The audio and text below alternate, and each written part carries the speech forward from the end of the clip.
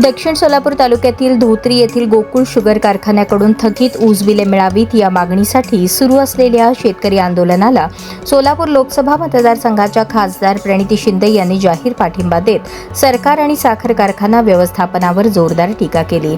यावेळी त्यांनी आंदोलनस्थळी भेट देऊन शेतकऱ्यांशी संवाद साधला व त्यांच्या न्याय्य हक्कांसाठी संसद ते रस्त्यावर संघर्ष करण्याची ग्वाही दिली। यावेळी बोलताना खासदार प्रणिती शिंदे म्हणाले की गोकुळ शुगरच्या थकीत ऊस बिलासाठी गेल्या 6 महिन्यांपासून हे उपोषण सुरू आहे। सोलापूर जिल्हा आणि महाराष्ट्राला काळीमा फासणारी ही घटना आहे। शेतकरी हा देशाचा कणा असून मायबाप शेतकरी आज आपल्या हक्कासाठी रस्त्यावर उतरला आहे। मात्र सरकारला या प्रश्नाचे कोणतेही गांभीर्य नाही, याचा मी तीव्र निषेध करते। मी येथे केवळ भाषण देण्यासाठी आलेली नाही, तर शेतकऱ्यांना खांद्याला खांदा लावून लढण्यासाठी आले आहे।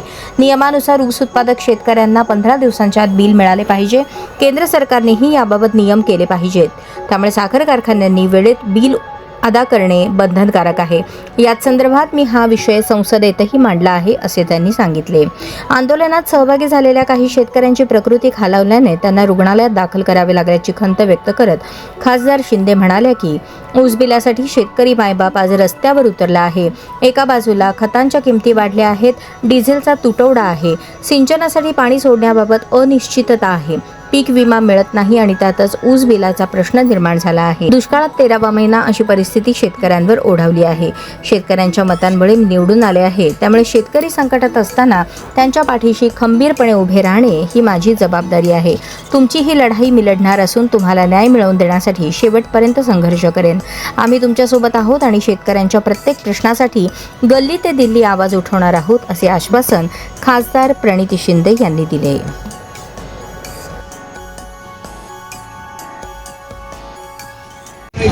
माझे सर्व शेतकरी मायबाप प्रथमतः तुमच्या समोर मी नतमस्तक होते। माझ्या देशातले शेतकरी अडचणीत असताना उष्माघाताच्या मुळे अनेक जणांचा मृत्यू होत असताना या पार्श्वभूमीवर तुम्ही गेले 6 दिवस इकडे उपोषणावर बसला आहात, ही आपल्या महाराष्ट्राला काळीमा फासणारी गोष्ट आहे। या देशाचा, या महाराष्ट्राचा कणा माझं शेतकरी मायबाप काही पाणी न पिता, काही अन्नाचा एक त्या ठिकाणी काही न खाता इथे बसलाय आणि सरकारला ह्याचा अजिबात जाणीव नाहीये ह्याची, त्या गोष्टीचा मी निषेध करते। खरं तर ही व्यासपीठ ही राजकारणाच्या पलीकडची आहे। ही व्यासपीठ ही माणुसकीची व्यासपीठ आहे।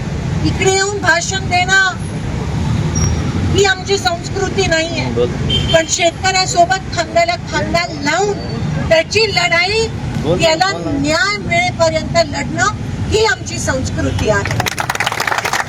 आज अनेक शेतकरी अनेक वर्षापासून खरं तर ही मागणी आहे की साखर कारखान्याची मनमानी चालते आणि 15 दिवसात जो नियम आहे बिल मिळाला पाहिजे, तो बिल दिला जात नाही। मी संसदेत पण हा विषय बोलली। मला बरेच लोक म्हणाले की संसदेतला विषय, मी म्हणाली संसद दिल्ली सरकारने ठरवलं, केंद्र सरकारने ठरवलं आणि नियम काढला, तर ह्यांना बळजबरी द्यावंच लागेल 15 दिवसात, आणि म्हणून मी तो विषय संसदेत मांडलेला। पण हे सरकार निगरगट्ट सरकार आहे। मी म्हणते राजकारण करायची गरज नाही आहे, पण वस्तुस्थिती ही आहे की सरकार निगरगट्ट आहे।